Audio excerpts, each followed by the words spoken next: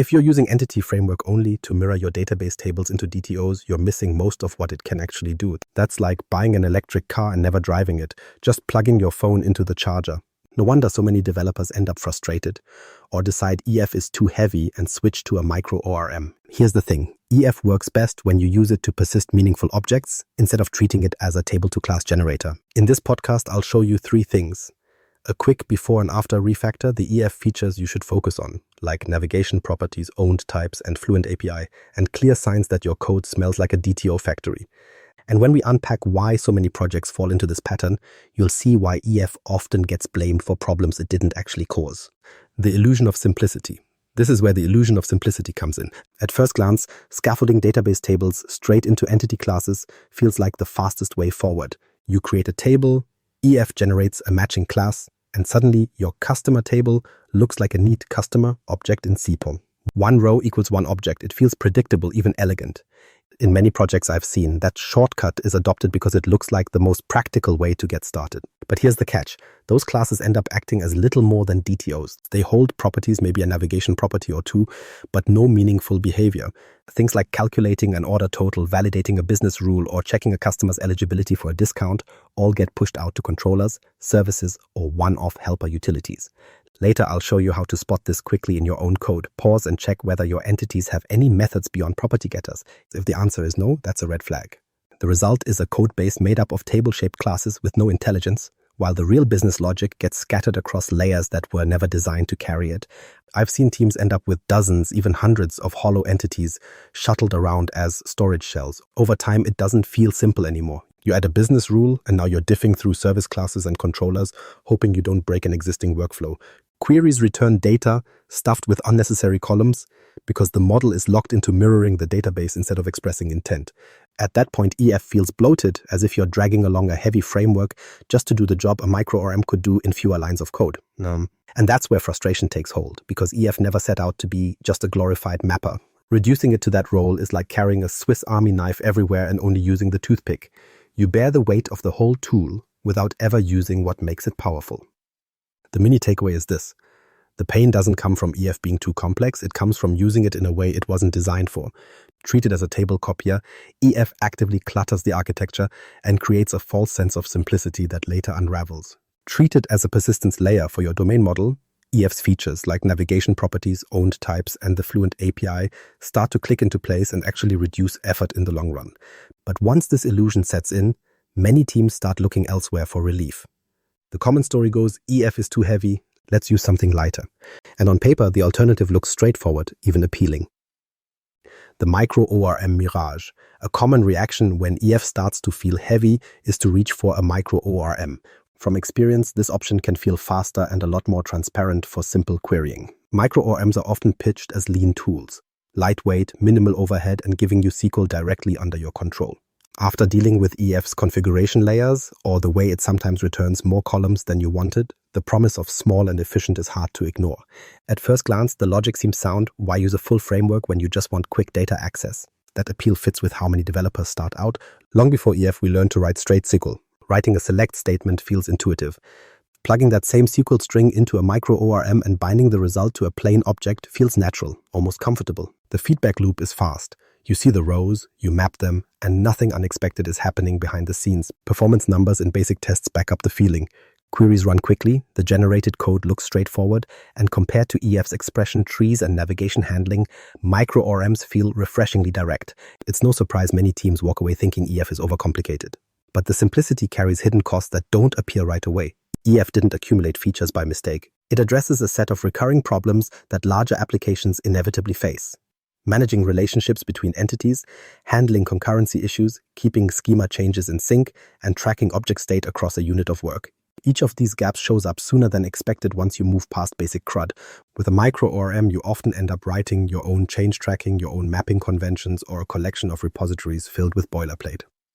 In practice, the time saved upfront starts leaking away later when the system evolves. One clear example is working with related entities. In EF, if your domain objects are modeled correctly, saving a parent object with modified children can be handled automatically within a single transaction. With a Micro ORM, you're usually left orchestrating those inserts, updates, and deletes manually. The same is true with concurrency. EF has built-in mechanisms for detecting and handling conflicting updates. With a micro ORM, that logic isn't there unless you write it yourself. Individually, these problems may look like small coding tasks, but across a real-world project, they add up quickly. The perception that EF is inherently harder often comes from using it in a stripped-down way. If your EF entities are just table mirrors, then yes, constructing queries feels unnatural and LINQ looks verbose compared to a raw SQL string. But the real issue isn't the tool, it's that EF is running in table mapper mode instead of object persistence mode. In other words, the complexity isn't EF's fault, it's a byproduct of how it's being applied. Neglect the domain model, and EF feels clunky. Shape entities around business behaviors, and suddenly its features stop looking like bloat and start looking like time savers.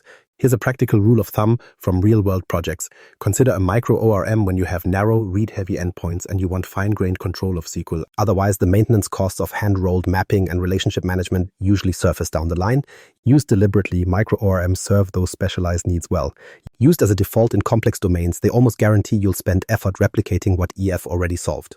Think of it this way, choosing a micro ORM over EF isn't wrong, it's just a choice optimized for specific scenarios. But expect trade-offs. It's like having only a toaster in the kitchen, perfect when all you ever need is toast, but quickly limiting when someone asks for more. The key point is that micro ORMs and EF serve different purposes. Micro ORMs focus on direct query execution. EF, when used properly, anchors itself around object persistence and domain logic. Treating them as interchangeable options leads to frustration because each was built with a different philosophy in mind. And that brings us back to the bigger issue. When developers say they're fed up with EF, what they often dislike is the way it's being misused. They see noise and friction, but that noise is created by reducing EF to a table copying tool. The question is, what does that misuse actually look like in code? Let's walk through a very common pattern that illustrates exactly how EF gets turned into a DTO factory and why that creates so many problems later. When EF becomes a DTO factory. When EF gets reduced to acting like a DTO factory, the problems start to show quickly. Imagine a simple setup with tables for customers, orders, and products. The team scaffolds those into EF entities, names them customer, order, and product, and immediately begins using those classes as if they represent the business. At first, it feels neat and tidy. You query an order, you get an order object. But after a few weeks, those classes are nothing more than property bags. The real rules like shipping calculations, discounts, or product availability end up scattered elsewhere in services and controllers. The entity objects remain hollow shells. At this point, it helps to recognize some common symptoms of this DTO factory pattern. Keep an ear out for these red flags. Your entities only contain primitive properties and no actual methods. Your business rules get pulled into services or controllers instead of being expressed in the model. The same logic gets re-implemented in different places across the codebase, and debugging requires hopping across multiple files to trace how a single feature really works. If any of these signs match your project, pause and note one concrete example. We'll refer back to it in the demo later. The impact of these patterns is pretty clear when you look at how teams end up working. Business logic that should belong to the entity ends up fragmented. Shipping rules, discount checks, and availability rules might each live in a different service or helper. These fragmented rules look manageable when the project is small, but as the system grows, nobody has a single place to look when they try to understand how it works. The customer and order classes tell you nothing about the business relationships they're supposed to capture because they've been reduced to storage structures. From here, maintainability starts to slide. A bug comes in about shipping calculations. You naturally check the customer class only to discover it has no behavior at all. You then chase references through billing helpers, shipping calculation services, and controller code. Fixes require interpreting an invisible web of dependencies. Over time, slight differences creep in. Two developers might implement the same discount rule in two different ways without realizing it. Those inconsistencies are almost guaranteed when logic isn't centralized. Testing suffers too. Instead of unit testing clear domain behaviors, you have to mock out service networks just to verify rules that should have lived right inside the entity. This structure also fuels the perception that EF itself is at fault. Teams often describe EF as magical or unpredictable, wondering why save changes updated fields they thought were untouched or why related entities loaded differently than expected. In practice, this unpredictability comes from using EF to track hollow objects. When entities are nothing but DTOs, their absence of intent makes EF's behavior feel arbitrary. It isn't EF misbehaving, it's EF being asked to persist structures that never carried the business meaning they needed to. The broader consequence is a codebase stuck in procedural mode. Instead of entities that carry their responsibilities, you get layers of procedural scripts hidden in services that impersonate a domain model. EF merely pushes and pulls these data bags to the database, but offers no leverage because the model itself doesn't describe the actual domain. It's not that EF failed, it's that the model was never allowed to succeed. The good news is that this pattern is not permanent. Refactoring away from EF as DTO means rethinking what goes into your entities. Instead of spreading behaviors across multiple services and controllers, you start to treat those objects as the true home for domain rules. The shift is concrete. Order totals, eligibility checks, and shipping calculations live alongside the data they depend on. This change consolidates behavior into the model, making it discoverable, testable, and consistent. That naturally raises the big question: how do we move from a library of hollow DTOs to real objects that express business rules without giving up EF in the process? Transforming into proper OOP with EF. Transforming EF into an object-oriented tool starts by flipping the perspective. Instead of letting a database schema dictate the shape of your code, you treat your objects as the real center of gravity and let EF handle the persistence underneath. That doesn't mean adding layers of ceremony or reinventing architectures. It simply means designing your entities to describe what the business actually does, while EF works in the background to translate that design into rows and columns. For clarity, here's the flow I'll walk through in the demo. First, you'll see a DTO-style order entity that only carries primitive properties. Then I'll show you how the same order looks once behavior is moved inside the object. Finally, we'll look at how EF's Fluent API can persist that richer object without cluttering the domain class itself. Along the way, I'll highlight 3 EF features that make this work: navigation properties, owned or value types, and Fluent API configurations. Those are the practical tools that let you separate business intent from storage details. Let's make it concrete. In the hollow DTO model, an order might have just an ID, a customer ID, and a list of line items. All the real thinking, like the total price of the order, is pushed out into a service or utility.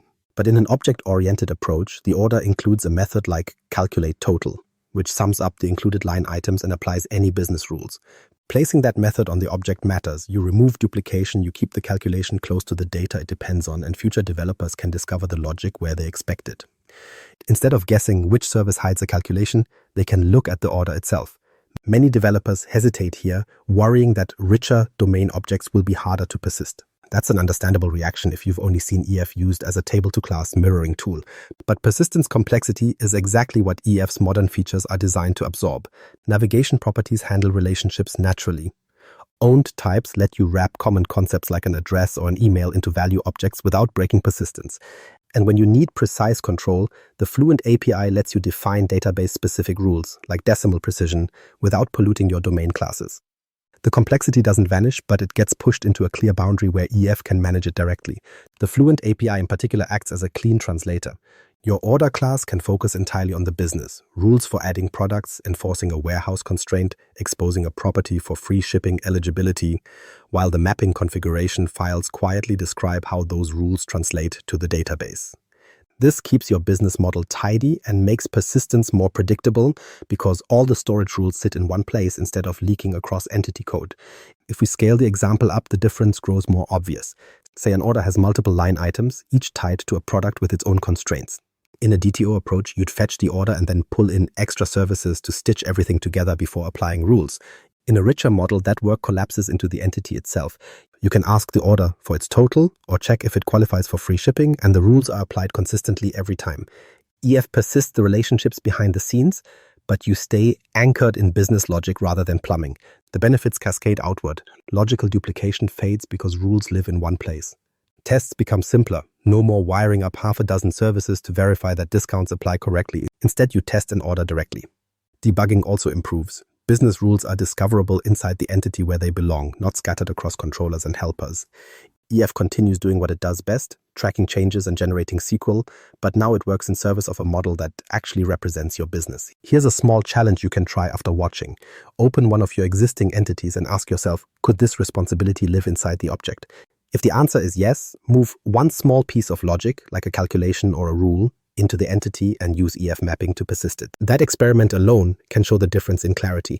Once you've seen how to give entities real behavior, the next natural question is why the shift matters over time. Rewriting classes isn't free, so let's look at the longer-term impact of doing EF in a way that aligns with object-oriented DAIN. The long-term value of doing EF right.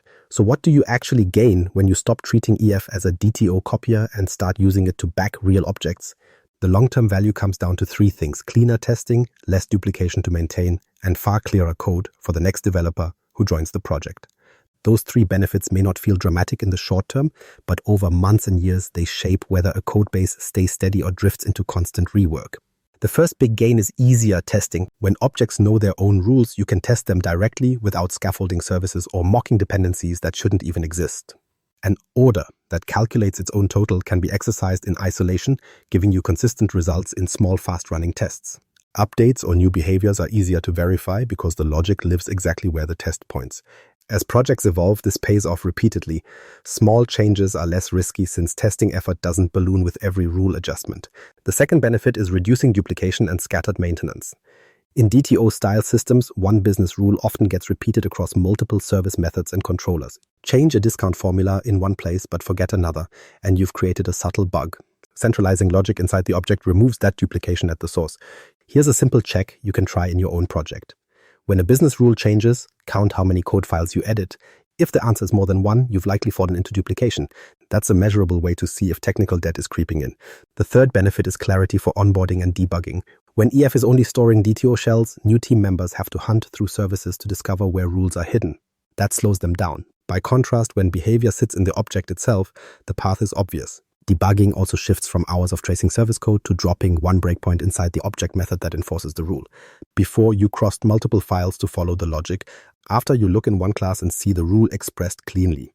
That contrast alone saves an enormous amount of wasted time for any team. Performance is also tied to how you shape your models. With table clones, EF often drags back entire rows or related entities that you don't even use. That costs memory and query time, particularly as data grows. But when the model reflects intent, you can project exactly what belongs in scope. Owned types let you model concepts like addresses without clutter, while selective includes load, just what's needed for the behavior you're testing. The effect isn't about micro benchmarks. It's the intuition that better-shaped models naturally lead to leaner queries. None of this guarantees a perfect outcome.